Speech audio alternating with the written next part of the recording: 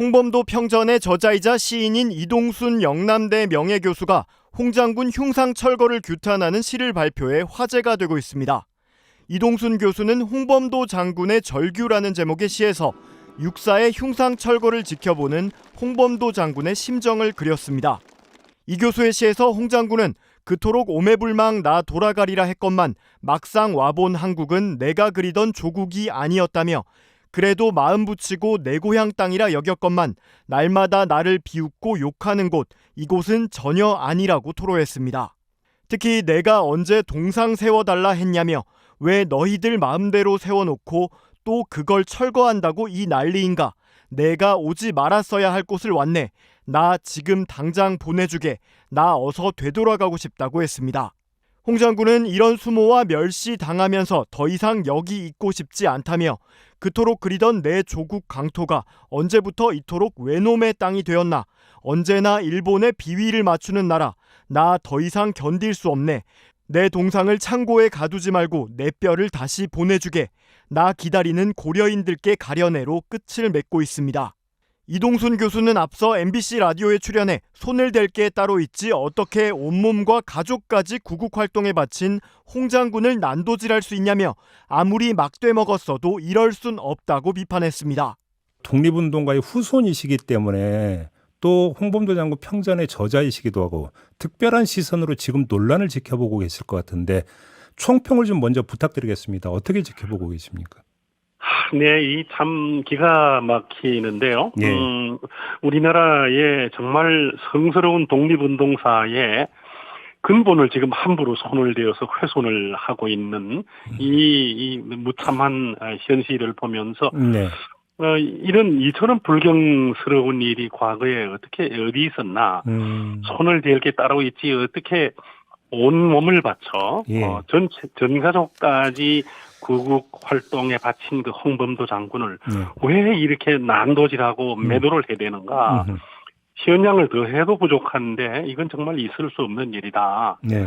만약 철거 따위에 이런 폭거를 앞으로 저지르게 된다면은 이 현 정부가 그 뒷감당을 어떻게 할지 제가 걱정스럽기 짝이 없습니다. 알겠습니다. 지금 오늘 작가님을 모시고 인터뷰를 진행하는 이유가 주로 이제 국방부에서 그 내세우고 있는 논리에 대한 좀 검증이 필요해서인데요. 좀 하나하나 좀 여쭤볼게요, 작가님.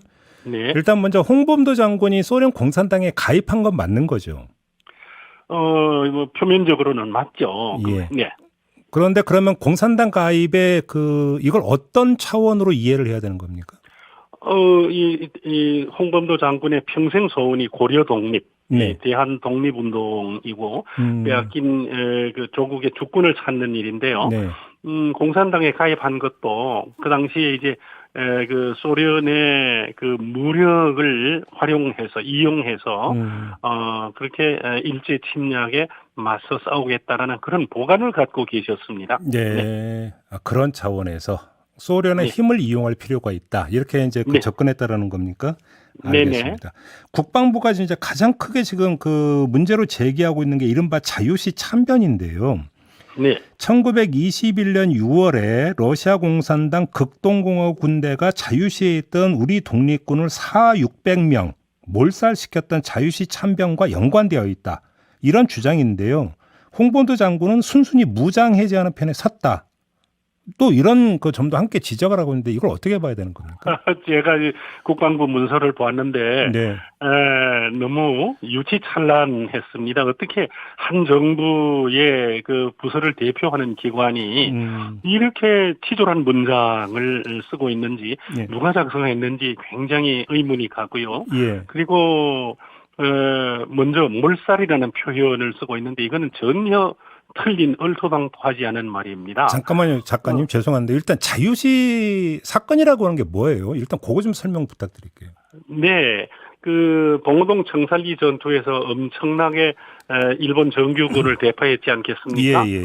그래서 그 일본군은 그냥 당하고 있을 수만은 없어서 함경도 지역에 그 사단급 병력을 총동원해서 만주 일대의 그 무장 독립 단체를 모조리 파멸시킬 계획으로 만주로 출병을 이제 시키는 정보가 들어왔습니다. 네. 그래서 만주 지역에 약 16개 그 독립운동 군소단체들이 연합을 해서 예. 일단 우리가 러시아로 좀 피신을 하자. 이래가지고 막 먼 길을 걷고 걸어서 풍찬노숙하면서 아무르 강을 건너갔던 거죠. 예. 건너간 그곳이 바로 스보보든이라고 하는 곳인데요. 예. 우리말로 번역하면 자유라는 뜻입니다. 이 자유시에 약 한 1,700명 가량이 네. 도착을 했는데 총기를 휴대한 그 군인들이 막 자유시로 진입을 하니까 그 스보보든이 시민들이 깜짝 놀라고 예. 지역에서도 불안감을 가졌죠. 예. 여러 가지 안전사고도 위험이 되고 해서 러시아 측에서 총기를 반납하는 게 좋겠다. 그리고 귀하들은 독립군이라고 주장하지만은 그러나 남의 나라에 무단으로 지금 들어와 있는 거류민이다. 이런 막 통고를 하면서 그 무기를 반납하라고 하니까 우리 독립운동 전체 조직이 두 패로 나뉘어졌습니다. 그러면은 기방 소련에 왔으니까 우리가 무기를 일단은 반납하자라는 측과 그 다음에 무슨 말이냐, 우리는 군인이기 때문에 끝까지 무기를 반납할 수 없다. 네. 이렇게 막 팽팽하게 이런 대립은 나중에 이념적 대립으로 갈라치기가 되어서 결국은 그 소련 홍군 측에서 예.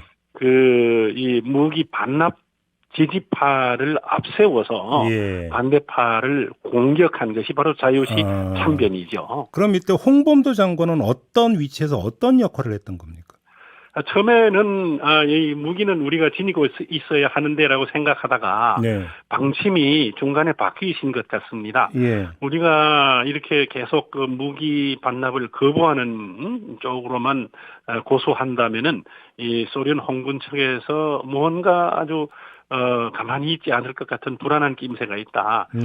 무기는 일단 반납하는 게 좋을 것 같다라고 방침이 바뀌어졌고 예. 여기에서도 갈등과 내분이 좀 생긴 것 같습니다. 예.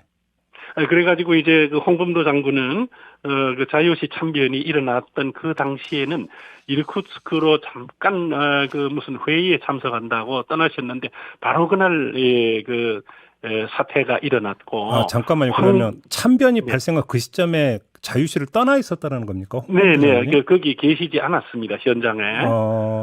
그래서 막 그 소식을 듣고 황급히 와 보니까 막 길가에 시신이 널브러져 있고 막 어마어마한 동족 상쟁이 타국에서 펼쳐졌죠. 그래서 막 통곡을 하면서 이 뒷수습을 시신을 땅에 묻고 막 그냥 황급히 뛰어다니면서 현장을 정리하고 나중에 이제 이 재판관이 되기도 했습니다. 600명이 생포가 되었는데요. 한 백수십 명이 즉 140명 가량이 전사하고 600명 가량이 생포가 되었는데 그 생포된 감옥에 갇힌 그 독립군들을 이렇게 죄의 경중을 가리는 재판관으로 스스로 자청해서 참석을 하셨는데 그 이유는 어떻게든지 석방시키려는 그러한 혼신의 노력을 당신이 하시겠다 이래가지고 했고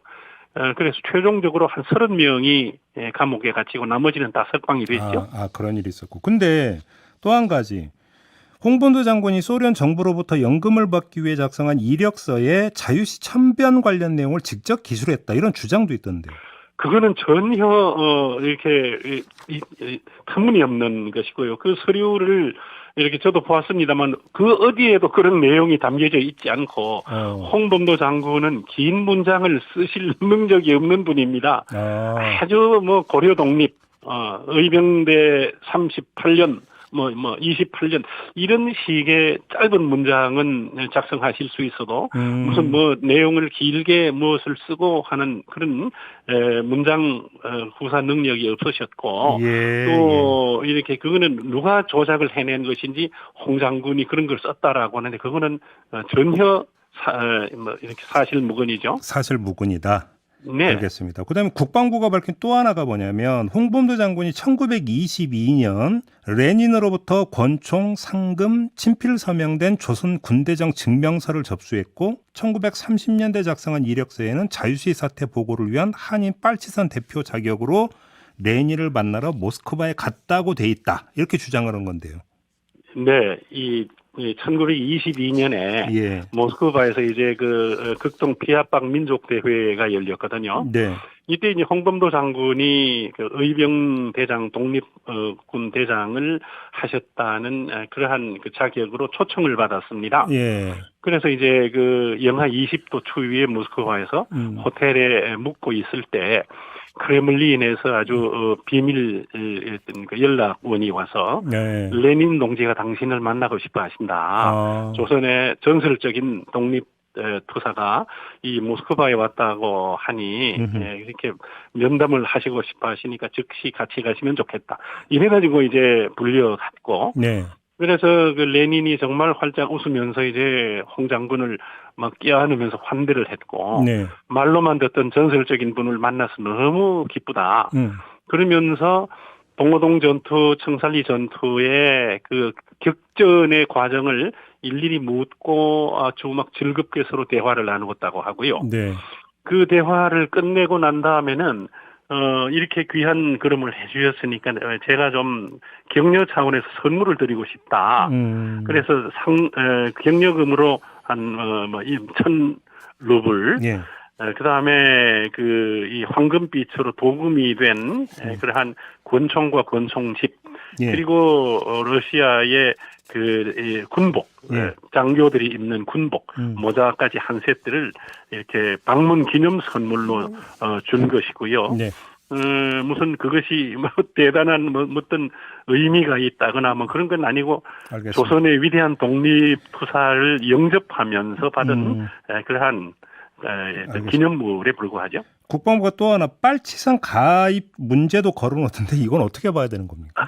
네, 이 결정적인 것이 예. 빨치산의 개념 문제인데요. 예. 이 지금 우리가 지리산, 빨치산, 공비 이러면은 그 개념과 인민군들이 잠당히 지리산 깊숙이 숨어들어서 끝까지 이제 그 활동하다가 파멸되었겠죠. 그렇지만 러시아에서 빨치산이라고 하는 것은 제정 러시아 정부의 군대와 싸우던 모든 볼셰비키 군대를 전부 빨치산이라고 그랬습니다. 파르티잔이라고 해서 비정규군을 파르티잔이라고 뜻하는 하는 그 영어식 단어를 북한에서 우리말로 바꾼 게 빨치산인데 굉장히 어감이 뭔가 좀 약간 흉흉한 느낌이 있죠. 네. 빨자가 들어가니까 빨갱이 뭐 이런 것도 예. 이렇게 그냥 어감이 이제 비슷하니까 아마 그런 혐오감을 주는 단어가 되고 말았는데 사실 이 빨치산이란 말은 그 당시 1920년대 러시아에서는 그 볼셰비키에 소속되어서 싸우던 모든 유격대를 빨치산이라고 했고 홍범도 장군을 빨치산이라고 불렀던 것은 조선 독립군 제국주의의 어떤 고통을 받는 민중을 구출하기 위해서 노력했던 항일 유격대 이런 뜻으로 쓴 것이니까 거기에 대해서 절대 오해가 있거나 네. 아니면은 무슨 지리산, 빨치산과 동급으로 해석하는 것은 정말 금물이죠. 알겠습니다. 네. 그러면 총괄 정리 차원에서 작가님께 이렇게 여쭤볼게요. 홍범도 장군은 공산주의자입니까 아닙니까? 공산주의자가 아닙니다. 공산당에 입당을 했지만은 예. 홍범도 장군은 그냥 보수 출신이었고 예. 무슨 막스 레닌주의의 뭐 책을 읽으신 것도 아니고 무슨 박헌영이라든지 이동휘 같은 모스크바에 유학을 하고 돌아오는 공산주의자와는 전혀 다른 예. 그냥 심정적으로 그냥 러시아에 살았었고 예. 그냥 거기 있으면서 그냥 그 어떤 그 분위기에 따른 그러한 생활들 예를 들면 연금을 받기 위해서 입당 원서를 내야 된다라든지 예. 뭐 기타 뭐 여러 가지로 해서 그냥 거기 살면서 받아들인 그런 형식일 뿐이지 홍범도 장군이 무슨 공산주의자로 활동을 한 기록이 어디에 있는지 한번 내놓아 보라고 하시죠. 알겠습니다. 그러면 좀 이 점은 어떻게 보세요? 지금 보훈부는 이중서운, 그러니까 중복서운 문제, 그러니까 건국 훈장 대통령장도 받고 대한민국장도 받은 이 중복 서운 문제를 언급하면서 서운 박탈 이야기까지 나오고 있는데 이건 어떻게 평가를 하십니까? 너무 불경스럽게 짝이 없는데요. 예. 그러니까 중복 서훈을 받게 된 그 배경은 예.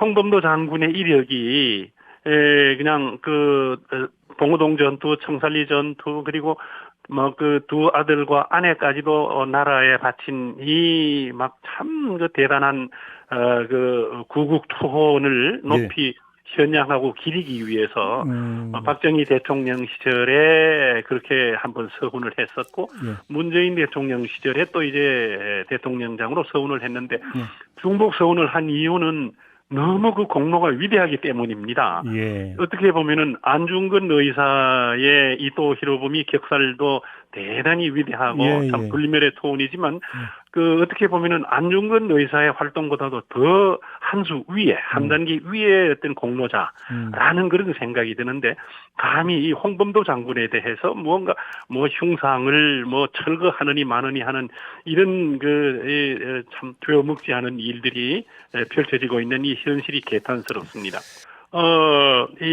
그런 뜻을 가지고 있다면은 흉상 전체를 아예 녹여서 땅에 묻어버리시거나 홍범도 장군을 원래 있던 곳으로 되돌려 보내시기 바랍니다. 이렇게 참 대단한 분을 카자흐스탄에서 고독하게 살다가 아주 정말 어렵게 귀국하신 어른을 이렇게 모욕을 주고 땅에 팽개치고 손상을 준다면은 이것은 우리 후손들로서 있을 수가 없는 일이죠. 아무리 막부에 먹었다 하더라도 이것은 있을 수가 없는 짓이라고 여깁니다. 홍범도 장군의 말년을 보면 스탈린의 강제 이주 정책의 피해자이시잖아요, 사실은 이 장군님. 그럼요. 알겠습니다. 오늘 말씀 여기까지 듣도록 하겠습니다.